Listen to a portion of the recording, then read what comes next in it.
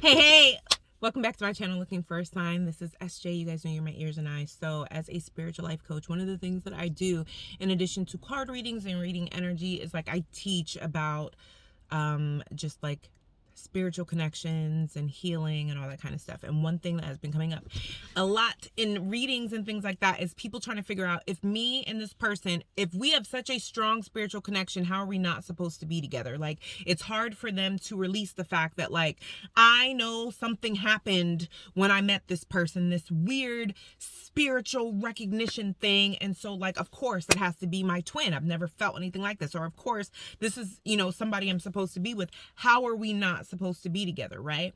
So I am going to explain this to you from personal experience, what I've actually seen with clients, from meditation, what my spirit guides and things have actually shown me. Okay. So I'm going to explain it from my understanding. Okay. So here's the thing. So first thing I want you to remember is that if you've never experienced a soul recognition, because soul recognition can happen with, it's not that it can happen, it happens with twin flames, with soulmates, with karmics, okay? If you've never felt anything like that, you have no idea what you're getting yourself into. If that's a twin flame, if that's a soulmate, if that's a karmic, if you've never experienced it before, right? Because I've actually seen where someone has had like an explosive soul recognition and then they read about twin flames and like, that is my twin. But it starts to mimic the twin flame journey, except for at the end, as they're healing, growing, evolving, that other person is not healing, growing, and evolving, and they're so confused, right? And it's because that person's a karmic, they're not a twin. So, but that's a whole different video. This is just about if this spiritual connection is so strong, how are we not supposed to be together? So, let's just say that you are in Walmart and you're pushing your cart around, right? And you're just like, you see someone and you and this girl, like, you guys make eye contact and you're like, I think I know that girl from somewhere. Where do I know her from? And you just cannot place it to save your life, right? And so you're pushing your cart around and you go around the corner and you guys make eye contact again. But now she's looking at you like, OMG, where do I know this girl from? And you're like, right, that's so crazy. And then you're like, that's weird. I'm just going to keep going. So then you guys run into each other in the parking lot and she's like, SJ? And you're like, yeah. And she's like, Miss Johnson's class from kindergarten. And you're like, yo, OMG, you are you're Savannah, my best friend from kindergarten. That is soul recognition, right? That is where you meet someone, for an absolute fact, I've never known you before in this life, or maybe you have, right? Maybe this is your neighbor from growing up. But in this case, we'll just say this is somebody you've never met before, and you either met them online or the first time you met them in person, your soul was like, oh, I knew you. Like, there was just this thing that happened that you were just like, there is something about this person, right? It is because, just like with the case of SJ and Savannah, it's like, we're older now. We're not 5 years old, different hair color, all this stuff. But like, I know you. It's like your soul saying you're in a different body and we're in a different time period. But like, oh my gosh, it's you, right? So it's your soul literally recognizing that other person. All right, bet. So here's the thing. Before we're incarnated into this lifetime, right, we agree to learn certain lessons and certain things, right? So if you have gone through like 4 or 5 lifetimes with someone and have never been able to accomplish something, and you guys agree, we've been through enough that you're the only person that would be able to teach me this, because we have absolutely gone through all this other stuff together every lifetime. This lifetime, you're really going to get it. I'm really going to get it. Then that's what you agree to, right? And so when your paths cross, boom, that soul contract is started, right? All right. So let's just say in the case of SJ and Savannah, you guys are hanging out, doing your thing. You feel this connection with this person because you guys have history together. Like, I remember sharing a sandwich with Savannah in kindergarten. Like, that was my ace, right? You guys haven't seen each other in years, but you just have like this background that you don't necessarily have with everybody else. That is the strong telepathic that you have with this person, this energetic connection that you have with this person, right? All right, so let's just say you're hanging out with Savannah, and over time you realize, yo, Savannah's kind of toxic. Savannah does the most. Savannah has narcissistic traits. I feel drained every time I'm with Savannah, right? It does not mean that because you and Savannah were best friends in kindergarten, that you're obligated to be best friends now that you're adults, right? So just because you have this soul recognition with this person, it does not mean that they are like supposed to be in your life. But how do you know? Okay, so how you know is that if this is someone that is meant to be in your life, right? So let's just say in the case of Savannah and SJ, you're just like, you know what? I feel like I just need to distance myself from Savannah. She's always doing the most. Like, I feel like I'm stagnant when I'm with her. So you pull your energy from Savannah, right?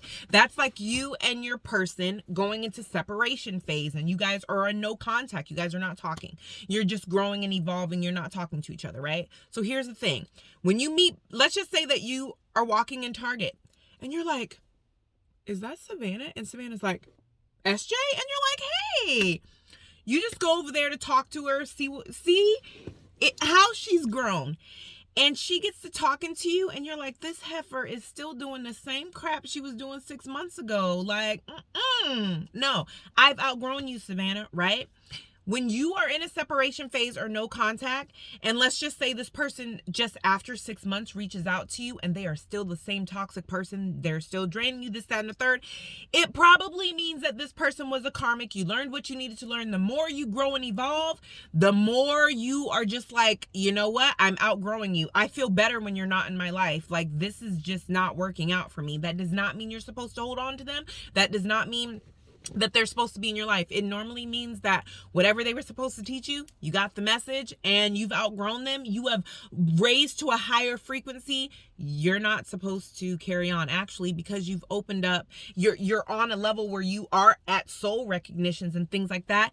You're probably going to outgrow this person and then have another soul recognition on that level that you're currently on with someone else. Okay, how do you know if that is that you're supposed to have that person in your life? Let's just say you're in Target. You like, is that SJ? And she's like, oh my God, Savannah. And you guys start talking and you're like, OMG, like me and Savannah are on the same page. She's really grown. She's not toxic anymore. She's been working on herself. She's doing this, doing that. I'm doing this and doing that too. Like, we're doing different things, but on the same level. OMG, you want to come over and hang out? That is what lets you know that, like, while you were growing, Savannah was growing too. You guys just needed to, there was part of that soul contract that you guys had to do by yourself. Now that you guys have come back together, you guys can continue to grow and evolve together, right? So let's just say that soulmate reaches out to you, sends you a friend request, calls you, and you're talking to them and you're like, they've really grown. Like, I can really tell they've been working on themselves. Probably you guys were supposed to come back together and continue. Right? So either way it goes, that soul recognition, that telepathic connection, that energetic connection is not supposed to be the baseline on if that person is meant to be with you or if they're supposed to be in your life. If they are karmic, that means you guys have karmic debt. That means that there is something in a past life that was not closed out and you guys have evolved to a level in this lifetime where you guys can come together and balance that out. Here's the thing.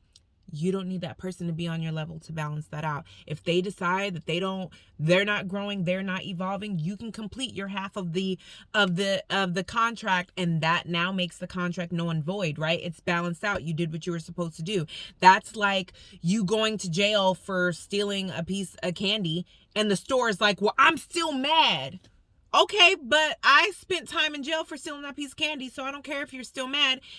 Everything's been the wrong has been righted. Okay, that's not even a word, but like, it's been right. It's been made right. I stole a piece of candy. Okay, y'all lost money. I spent a little time in jail. It's even. And if the owner of the store is still mad, it's like, yo, you could be mad. That has nothing to do with me anymore. And I don't have to go back to jail just because you're mad, right? So it's the same thing. If you and this person have a contract and they're not upholding their part, but you have, God in the universe is not going to be like, well, you're stuck with this person. No, they're going to be like, yo, leave them be. You did what you were supposed to. You get to be out of the contract. You get to be out of timeout. You did what you were supposed to do, right?